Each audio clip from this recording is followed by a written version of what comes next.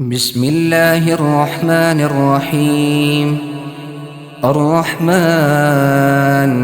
علم القرآن، خلق الإنسان علمه البيان. الشمس والقمر بحسبان، والنجم والشجر يسجدان. والسماء رفعها ووضع الميزان، ألا تطغوا في الميزان، وأقيموا الوزن بالقسط ولا تخسروا الميزان. والأرض وضعها للأنام، فيها فاكهة والنخل ذات الأكمام، والحب ذو العصف والريحان. فبأي آلاء ربكما تكذبان؟ خلق الإنسان من صلصال كالفخار، وخلق الجان من مارج من نار. فبأي آلاء ربكما تكذبان؟ رب المشرقين ورب المغربين، فبأي آلاء ربكما تكذبان؟ مرج البحرين يلتقيان، بينهما برزخ لا يبغيان. فبأي آلاء ربكما تكذبان؟ يخرج منهما اللؤلؤ والمرجان. فبأي آلاء ربكما تكذبان؟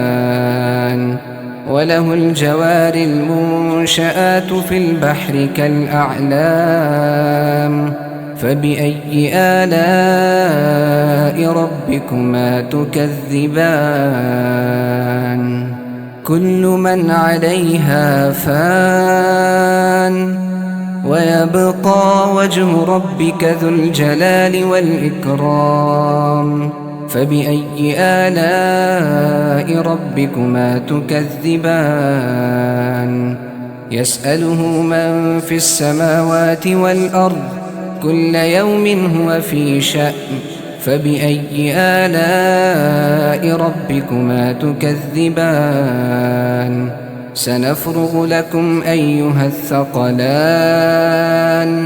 فبأي آلاء ربكما تكذبان؟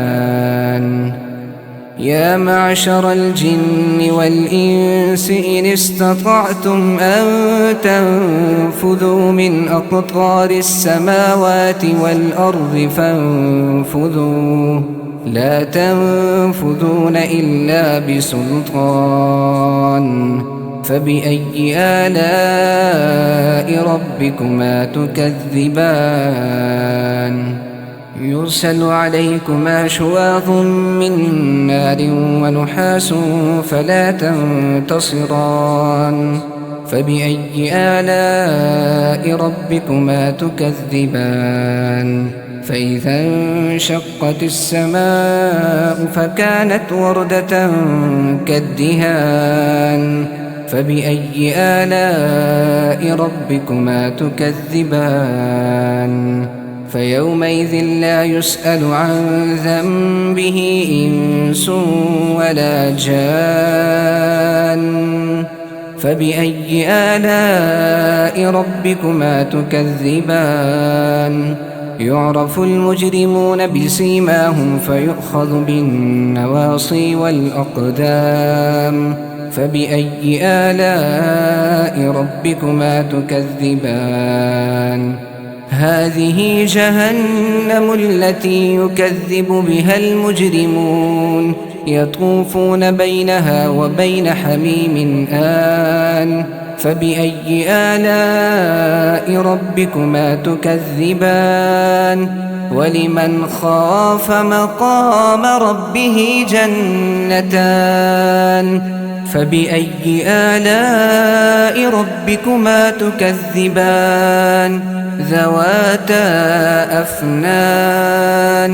فبأي آلاء ربكما تكذبان فيهما عينان تجريان فبأي آلاء ربكما تكذبان فيهما من كل فاكهة زوجان فبأي آلاء ربكما تكذبان متكئين على فرش بطائنها من استبرق وجنى الجنتين دان فبأي آلاء ربكما تكذبان فيهن قاصرات الطرف لم يطمثهن إنس قبلهم ولا جان